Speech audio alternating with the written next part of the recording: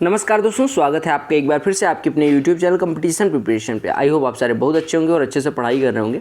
इस वीडियो में हम CGL Tier 1 2023 के 19 जुलाई थर्ड शिफ्ट मैथ्स का सलूशन करने वाले हैं। इससे पहले और इससे बाद वाली सभी शिफ्ट का सलूशन आपको मिल गया होगा, और अगर नहीं देखा तो SSC CGL 2023 Tier 1 solve papers playlist do check it out. और PDF इसी ऑर्डर में, जिस ऑर्डर में मैं सॉल्व कर रहा हूँ, टेलीग्राम पे अवेलेबल है, तो टेलीग्राम चैनल ज्वाइन कर लें, उधर डाउनलोड करके प्रैक्टिस करें, ताकि अगर आपको किसी पर्टिकुलर क्वेश्चन में प्रॉब्लम हो तो आप आके उसी सीरियल नंबर को देख सकते हैं, अपना टाइम सेव कर सकते हैं। और साथ ही साथ एक और बात बताऊंगा कि अगर आप अच्छे क्वेश्चंस का नोट्स नहीं बना रहे हैं, यानी कि नोट नहीं कर रहे हैं, तो उनको प्लीज़ नोट करते रहे, एग्जाम टाइम में रिवाइज करने में आसानी रहेगी।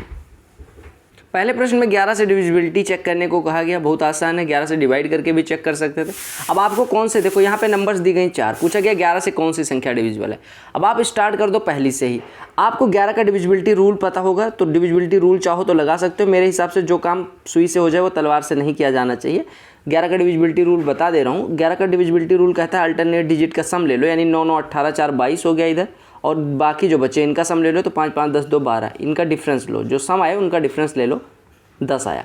अगर ये 0 है या 11 के टेबल का है, यानी 11 से कट रहा है या 0 है, तो ये संख्या 11 से डिविजिबल होगी, अदरवाइज नहीं होगी। तो यही रूल सब में अप्लाई करना। तो ये तो नहीं कट रही है। अगर हम ये संख्या मान लो दूसरी संख्या चेक करने जाते हैं, तो ये हो जाएगा 9592330, ठीक है। अब आप अल्टरनेट डिजिट का सम लो, 3 9 12 9 21, 21 में से 5 2 7 3 10 घटाओगे, बचेगा कितना, 11। अरे 21 में से 10 घटाओगे कितना बचेगा, 11। 11 0 नहीं है, कोई बात नहीं, 11 के टेबल का तो है, तो ये 11 से कट जाएगी। अब इतना सब कुछ ये तो रूल बताने के लिए था। आप 11 से डिवाइड करके भी देख सकते थे ना, 11 से डिवाइड करके आसानी से 11 8 88 7 79, 11 से 77 2 22, इतना तो कट गया। अब 450 नहीं कट रहा है, खत्म। 11 8 88 7 79, 11 7 77 2, 11 दूना 22, ये कट गया, 330 कट रहा है, आपका संख्या आ जाती है ना। कहा गया 10 आदमी किसी कार्य को 6 दिन में कर सकते हैं, और 10 औरतें किसी काम को 6 दिन में कर सकती है। 10 औरतें किसी काम को 6 दिन में कर सकती है, और 6 आदमी यानी 6 मैन यही काम को 5 दिन में कर सकते हैं।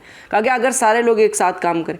अब देखो, सारे लोग कहने का मतलब 10 औरतें भी काम करें और 6 आदमी भी। 6 आदमी को एक बड़ा आदमी मान लो, बड़ा आदमी मतलब पैसे के मामले में नहीं, और 10 छोटी छोटी औरतों को एक बड़ी औरत मान लो। तो आपने कहा एक औरत 6 दिन में करती है, एक आदमी 5 दिन में, तो दोनों मिलकर कितने दिन में करेंगे, 6 गुणे 5 बटे 6 दिन 5, यानी कि 30 बटे 11, यानी 2 से 8 बटे 11 दिन लगेंगे। सिंपल सी बात है, क्लियर।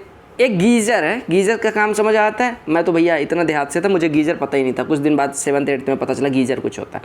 गीज़र का मार्केट प्राइस 9400 रुपये है। शॉपकीपर इस पर 4% का डिस्काउंट देता है। सेलिंग प्राइस बताओ, 9400 रुपये पे 4% का डिस्काउंट, 94 का 1% कितना हो गया, 94, 4% कितना हो जाएगा, 4 गुणे 94 यानी 376, ठीक है।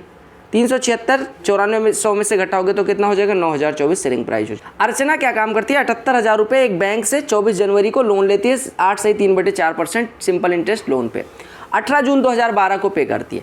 अब देखो कितने दिन के लिए उसने लोन ले रखा था। देखो जनवरी कितने की होती है, 31 की, फिर फरवरी कितने की होती है, फरवरी 2012। अभी आपको जानना पड़ेगा ये कौन सा ईयर था, 2012 वाली फरवरी लीप ईयर था, यानी कि वो कितने की रही होगी, 29 की रही होगी। फिर उसके बाद कितने दिन, ये फरवरी हो गई, ये जनवरी हो गई, ये फरवरी हो गई। अब जनवरी में 24 को लोन लिया, यानी कि जनवरी में जो लोन दे मतलब अमाउंट ब्याज जो लगेगा वो 7 दिन का लगेगा। फिर फरवरी में हम आ गए। अब मार्च की बात कर लेते हैं। मार्च 31 का होता है, फिर अप्रैल में 30 का हुआ, फिर मई में 31 का हुआ, और फिर 18 दिन जून का ब्याज दिया। यानी हमने टोटल ब्याज कितने दिन का दिया, देखो 7 29 36 36 31 67 67 30 97 1 98 8 106 और 106 और 40 146, यानी 146 दिन का हमने ब्याज दिया। 146 दिन का ब्याज दिया। आपको पता है 146 दिन कितने ईयर से, 365 से डिवाइड करके देख लेंगे, यानी 146 दिन है वो कितने साल बन रहे हैं वो निकालने के लिए हमने डिवाइड किया। अब 73 से काटो, 73 दूना 146, 73 पंजे, यानी 2/5 साल का ब्याज पूछा गया। 8 सही 3/4% का मतलब होता है 35/4%, यानी एक साल का ब्याज अगर 35/4% है तो 2/5 साल का कितना हो जाएगा, 2/5 गुणे 35/4, यानी 5 से 35 कटेगा 7, और 2 से ये कटेगा 2, यानी 7/2% ब्याज आपको देना पड़ेगा। 7/2% आपको ब्याज देना पड़ेगा इस पे। ये इतनी कैलकुलेशन आपको करनी पड़ेगी। अब आपने कहा 7/2% जो ब्याज देना है वो 78,000 रुपये पे देना है। 78,000 रुपये का 1% होता है 780। तो ये 7/2% कितना हो जाएगा? आप कहेंगे 390 में 7 से मल्टीप्लाई करना है। 390 में अगर 7 से मल्टीप्लाई करना है यानी 7 × 400 - 70 यानी 2800 में से 70 घटाएंगे तो कितना हो जाएगा? 2730 रुपया। 2730 रुपया ब्याज और ये इतना रुपया है, तो ये दोनों जोड़ दो तो आपका कितना हो जाएगा? 78,000 प्लस 2730 जोड़ दो तो ये कितना हो जाएगा? 730 इधर हो जाएगा और 80 730 के करीब आपका जो सबसे करीब आंसर होगा वो आंसर हो जाएगा। क्लियर हो गया? क्या कहा गया कि ABC और DEF जो ट्राइंगल्स हैं उसमें AB बटे D यानी ये वाला भाग बटे ये वाली भुजा बराबर BC बटे EF, BC बटे FD, BC बटे FD, BC बटे FD कहने का मतलब ये वाला। तो आपसे कहा गया सिमिलर कब होंगे? सिंपल सी बात की गई। देखो ट्राइंगल ABC कोई दिया गया, A है, B है और C है। अब आपसे क्या कहा गया? AB बटे D यानी कि AB की जगह पे D ले आओ और ये DEF हो गया। अब आपसे कौन कौन सी साइड करेस्पॉन्डिंग दी गई? AB बटे D यानी ये साइड इसके करेस्पॉन्डिंग हो गई और BC जो साइड है वो किसके करेस्पॉन्डिंग हो गई? FD के यानी इस वाले साइड की। यानी अब देखो अगर ये वाली साइड इसके करेस्पॉन्डिंग हो गई, ये वाली साइड इसके करेस्पॉन्डिंग हो गई, तो अगर इन दोनों के बीच का एंगल बराबर हो गया तो ये सिमिलर हो जाएंगे। किसी त्रिभुज की दो भुजाओं का दो करेस्पॉन्डिंग साइड्स का रेशियो अगर मतलब किसी भी दो ट्राइंगल के लिए अगर दो उनकी कोई दो करेस्पॉन्डिंग साइड्स हैं जिनका रेशियो बराबर है तो उनके बीच का अगर एंगल बराबर हो गया तो वो कैसे हो जाएंगे? सिमिलर। कौन सा सिमिलरिटी यहाँ पे लगेगी? साइड एंगल साइड सिमिलरिटी, यानी कि दो साइड सिमिलर है और उनके बीच का जो एंगल है वो इक्वल है, यानी कि कोण B बराबर कोण D हो गया तो ये दोनों सिमिलर हो जाएंगे। अगले प्रश्न में कहा गया कि फादर मदर और डॉटर की जो सैलरी है, फादर मदर और डॉटर, कितनी लकी फैमिली है, सारे काम कर रहे हैं, 2 3 और 5 है, डॉटर सबसे ज़्यादा कमा रही है। कहा गया उनका रेशियो क्या होगा सैलरीज का? अगर उनकी इंक्रीमेंट लग जाए 15%, 2 का 15% कितना हो जाएगा? 0.3 यानी 2.3 हो जाए। इनमें 10% का इंक्रीमेंट यानी 3 से 3.3 हो गया। इनका 20% यानी कि 5 से 1 बढ़ जाएगा यानी इसकी सैलरी 6 हो जाएगी। यानी आपको रेशियो निकालना है 2.3, 3.3 और 6 से।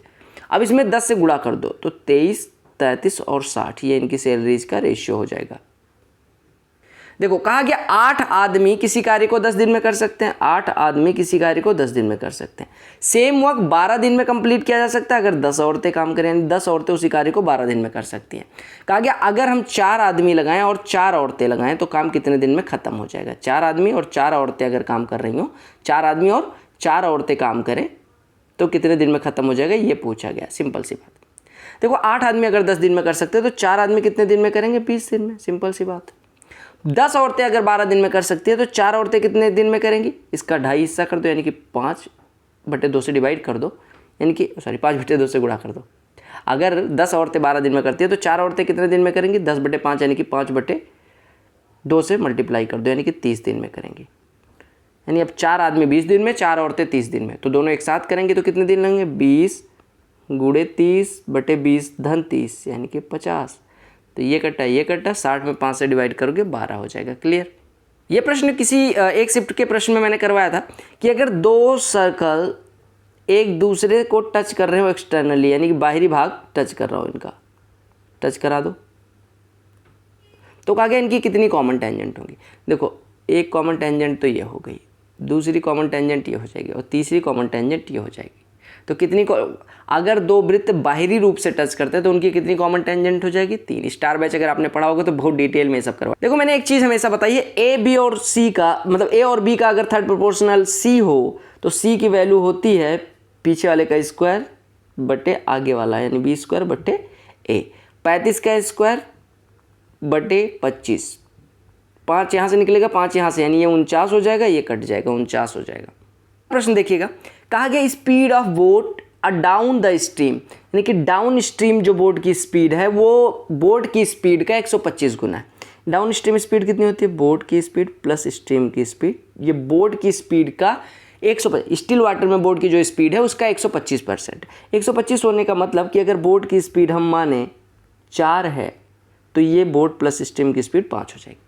अब आपसे कहा गया बोट जो है वो 30 मिनट लेती है 20 किलोमीटर ट्रेवल करने पे, यानी स्टिल वाटर में बोट जो है वो 20 किलोमीटर आधे घंटे में जाती है, यानी बोट की स्पीड कितनी हो गई? 20 किलोमीटर आधे घंटे में यानी कि 40 के बराबर हो जाएगी। यानी 4 = 40 है तो 5 = 50 यानी कि बोट प्लस स्ट्रीम 50 है, बोट की स्पीड 40 तो स्ट्रीम कितनी हो जाएगी? 10। अब आपसे क्या कहा गया, आपसे कहा गया 15 किलोमीटर अप स्ट्रीम ट्रेवल करने में कितना टाइम लगेगा। आप कह रहे हैं अप स्ट्रीम स्पीड कितनी हो जाएगी, अप स्ट्रीम स्पीड होती है बोट की स्पीड माइनस स्ट्रीम की स्पीड, यानी कि 40 माइनस 10 यानी कि 30 के स्पीड से 15 किलोमीटर जाना है, आधे घंटे लगने हैं। कहा गया number of mobile SIM cards in 4 states UTs are given in bar diagram, मतलब 4 अलग अलग जियो BSNL और एयरटेल का दिया गया कितना कितना सिम कार्ड है। कहा गया in Delhi the ratio of BSNL sim card और एयरटेल सिम कार्ड, दिल्ली पहले आओ, दिल्ली आगे, BSNL ये वाला है और एयरटेल कौन सा है, ये वाला। तो ये देखो ये 10 वाली लाइन में है और ये वाला 20 वाली लाइन में है, यानी BSNL रेशियो अगर एयरटेल निकालेंगे 1:2। कहा गया area of sector of a circle of radius 7 centimetre central angle, अगर सेंट्रल एंगल थीटा बने तो उसका एरिया होता है उस ए सेक्टर का θ/360 into pi R square. Theta की वैल्यू 60/360 1/6 गुड़े पाई की वैल्यू रख दो 22/7 गुड़े रेडियस स्क्वायर 7/7 निकालो मारो, ये 7 7 154 154 बने 77/3 हो जाएगा एरिया। क्या कहा गया 65% ऑफ 350 माइनस दिस वन। इसको सॉल्व करने में कोई टाइम नहीं लगेगा, ठीक है। 65% 350 का 65 गुड़े 35 करना है, तो आप करो 35 गुड़े 35 धन 35 गुड़े 30 यानी 1050 1 हो जाएगा, और 35 गुड़े 35 1225 1 1225 और 1050 2275 यानी कि इसकी वैल्यू हो जाएगी 227.5 minus something percent of x, यानी कि अगर 250 का x यहाँ पे x की वैल्यू होती तो x% ऑफ 250 कितना हो जाएगा, 250 का 1% जो होता है 2.5, तो x% कितना हो जाएगा 2.5x प्लस 40% 120 का कितना हो जाएगा 48, ये बराबर दिया गया 158। 158 में से 48 घटेगा 110 हो जाएगा, यानी अगर 2.5x को एक साइड लिखे तो इधर 110 घट जाएगा यानी 117.5 हो जाएगा। 2.5x बराबर 117.5 यानी x बराबर कितना हो जाएगा, ये कटा 25 चौको 100, ये बचेगा 175 25 7 175 यानी कि x बराबर 47 हो जाएगी। त्रिभुज ABC जो है वो PQR के सिमिलर है, ABC जो है वो PQR के सिमिलर है, बना लो ABC, जिस ऑर्डर में इधर लिख रहे हो उसी ऑर्डर में इधर लिख देना PQR, ठीक है। अब आपसे क्या कहा गया, आपसे कहा गया कि AB बराबर 4 है, PQ बराबर 6 है, QR बराबर 9 है, RP बराबर 15 है, तो आपको निकालना है ABC का पेरीमीटर। देखो जो इधर 4 है वो इधर 6 है, यानी 1.5 गुना हो गया हर चीज़ का, तो जो 1.5 गुना मतलब कि इसका 1.5 गुना, अगर ये x होता तो x का 1.5 गुना 9 यानी कि x बराबर 6, यानी ये भुजा 6 हो जाएगी, सिमिलर है चूँकि, और इसका 1.5 गुना किसी संख्या का 1.5 गुना 12 है तो ये कितना हो जाएगा 8। तो आपसे पेरीमीटर पूछा गया था 4 6 और 8, 4 6 10 8 18 ऐसे कर सकते थे। अदरवाइज दो सिमिलर ट्राइंगल्स का पेरीमीटर जो होता है वो क्या होता है, उनके करस्पॉन्डिंग साइड्स के रेशियो के बराबर होता है। तो AB बटे PQ जो होगा वही उनके करस्पॉन्डिंग साइड्स का रेशियो होगा और वही उनके पेरीमीटर का रेशियो होगा। तो पेरीमीटर इसका कितना है 6 9 15 12 27, यानी इसका पेरीमीटर 27 है अगर, और AB बटे PQ कितना है 4/6 यानी कि 2/3, तो 2/3 बराबर x बटे 27, तो x की वैल्यू निकालने कहा गया था 18 आ जाती। x² माइनस 7x प्लस 1 बराबर दिया गया इतना, तो यहाँ से हम कह सकते हैं x² प्लस 1 बराबर 7x, x से डिवाइड कर देंगे तो x प्लस 1/x बराबर 7 आ जाएगा। बोलो क्लियर है इतना। अब अगर x लाइज बिटवीन 1 एंड 0 तो x 1/x जो होगा वो x से बड़ा होगा, ये पता है ना सबको। अगर x की वैल्यू 1 से छोटी है और 0 से बड़ी, यानी x पॉजिटिव तो है लेकिन 1 से छोटा है, तो 1/x हमेशा x से बड़ा होता है, क्योंकि x 1 से छोटा है तो 1 से छोटे से 1 में डिवाइड करेंगे तो ये 1 से बड़ा हो जाएगा, इसकी वैल्यू 1 से बड़ी है, यानी 1/x इज ग्रेटर देन 1, और x आपको ऑलरेडी दिया गया है लेस देन 1, तो x 1 से छोटा है 1/x 1 से बड़ा है तो 1/x x से बड़ा हो जाएगा, ये कहने का मतलब। अब यहाँ से x माइनस 1/x निकालो, x माइनस 1/x क्या होता है, अंडर रूट में x प्लस 1/x का होल स्क्वायर यानी कि 49 माइनस 4 यानी कि 45। अब रूट 45 के दो वैल्यू होंगे, प्लस रूट 45 माइनस रूट 45, तो हमें कौन सा लेना पड़ेगा माइनस, क्योंकि x छोटा है 1/x से, तो x माइनस 1/x हमेशा निगेटिव होगा, यानी माइनस रूट 45 यानी माइनस 3 रूट 5 इसकी वैल्यू। x प्लस 1/x 7 है, x minus 1/x minus 3 root 5 है, तो x² minus 1/x² minus 21 root 5। दो संख्याओं का जो सम है वो 98 है, यानी a और b दो संख्याएं जिनका सम 98 है, उनका डिफरेंस जो है वो 28 है। तो आपसे कहा गया वन ऑफ टू नंबर्स, दोनों को जोड़ के आधा कर दो तो एक संख्या मिल जाएगी, और दोनों को घटा के आधा करो तो दोनों को घटा के आधा करो, यानी 2b बराबर 70 तो b बराबर 35। सुजान जो भी पढ़ो 12 पेज टाइप कर सकता है 6 मिनट में, यानी 1 मिनट में सुजान जो है, सुसान कैसे लिखेंगे, सुसान की जो एफिशिएंसी है वो 2 पेज पर मिनट है, ठीक है। मैरी जो है वो 12 मिनट में 6 पेज यानी हाफ पेज पर मिनट ये टाइप करती हैं। तो कहा गया 32 मिनट में कितने पेज टाइप करें। अगर दोनों एक साथ काम करेंगे तो 1 मिनट में 5/2 होगा, तो 32 मिनट में 5/2 × 32 यानी कि 1 × 16, 16 × 5 = 80 पेज हो जाएंगे। डायनासोर जब थे तब ये प्रश्न पूछा गया था और तब से अभी तक लगातार पूछा जा रहा है। sin theta plus sin square theta बराबर 1, तो sin थीटा बराबर कितना हो जाएगा 1 माइनस sin स्क्वायर थीटा यानी कि cos स्क्वायर थीटा हो जाएगा। अब अगर इसमें cos स्क्वायर थीटा मैं कॉमन ले लूँ तो cos स्क्वायर थीटा कॉमन लेने के बाद यानी कि cos स्क्वायर थीटा की जगह तो sin थीटा लिख सकते हैं। यहाँ पे बचेगा 1, यहाँ पे बचेगा cos स्क्वायर थीटा जिसकी जगह पे फिर से हम sin थीटा लिखते हैं। और ये क्या लिखा हुआ है sin theta plus sin square theta जिसकी वैल्यू 1 हो जाएगी। कहा गया एक कोई बॉल है जिसका सरफेस एरिया, बॉल का सरफेस एरिया कितना होता है 4πr² बराबर दिया गया 9π। ठीक है, पाई कट गया तो r की वैल्यू 3/2 हो गई। r बराबर 3/2 तो उसका पूछा गया what should B diameter of the ball. r बराबर 3/2 है तो ये प्रश्न गलत दिया गया। ठीक है, to have a surface area of 9π, surface area क्या होता है 4πr², 4πr² बराबर 4πr² बराबर 9, तो r बराबर 3/2 तो कहा गया what should B diameter, diameter तो 3 होना चाहिए, इन्होंने 1.5 दे दिया जो कि गलत है। कहा गया 2 व्यक्ति 20 और 30 की स्पीड से सर्कुलर ट्रैक पे रन करते हैं अपोजिट डायरेक्शन में। ये 20 से इधर दौड़ रहा है, ये 30 से इधर दौड़ रहा है। ठीक है, सरकमफ्रेंस 100 मीटर है, तो कहा गया वो कितने डिस्टिंक्ट बिंदुओं पे एक दूसरे को क्रॉस करेंगे। सिंपल सी बात है, देखो आपको क्या काम करना है, पहले तो एक चीज़ देखो 20 और 30 के स्पीड से ये दौड़ रहे हैं। अब कितनी पहली बार कहाँ मिलेंगे, आपने कहा 50 की इनकी रिलेटिव स्पीड है क्योंकि ये एक दूसरे के अपोजिट दौड़ रहे हैं। तो पहली बार जब मिलेंगे 50 की स्पीड से 100 मीटर कवर करने में 2 सेकंड लगेंगे, यानी 2 सेकंड दूर कहीं मिलेंगे, यानी ये 40 सेकंड कवर कर चुका होगा और ये वाला 60 सेकंड कवर कर चुका होगा। ठीक है, तो एक बिंदु तो ये हो गया। दूसरा बिंदु, अब यहाँ से ये वाला इधर जा रहा है, ये वाला इधर जा रहा है। दूसरा बिंदु यहाँ से 40 मीटर दूर होगा, यहाँ से 40 मीटर दूर होगा क्योंकि 40 मीटर ही वो दौड़ पाता है, तब तक दूसरा वाला 60 दौड़ के पूरा 100 ही मीटर का ट्रैक है। तो यहाँ से 40 मीटर दूर कोई एक बिंदु होगा जो, देखो मैं एक काम करता हूँ, ये 10 लिख देता हूँ, ये 20 लिख देता हूँ, ये 30 लिख देता हूँ, ये 40, 50, 60, 70, 80, 90, 100। अब ठीक है, अब यहाँ से 40 मीटर दूर जो पहला मीटिंग पॉइंट है ये वाला, इससे 40 मीटर दूर अगली बार वो फिर मिलेंगे। 40 मीटर दूर कहाँ आएगा 10, 20, 30 और 40, यानी कि अगली बार ये कहाँ मिलेंगे यहाँ पे। फिर उसके 40 मीटर दूर फिर अगली बार मिलेंगे, यानी कि 10, 20, 30 और 40, 10, 20, 30 और 40 एक बार यहाँ मिल जाएंगे। फिर अगली बार कहाँ मिलेंगे, यहाँ से 40 मीटर दूर, यानी कि यहाँ कहीं पे मिल जाएंगे।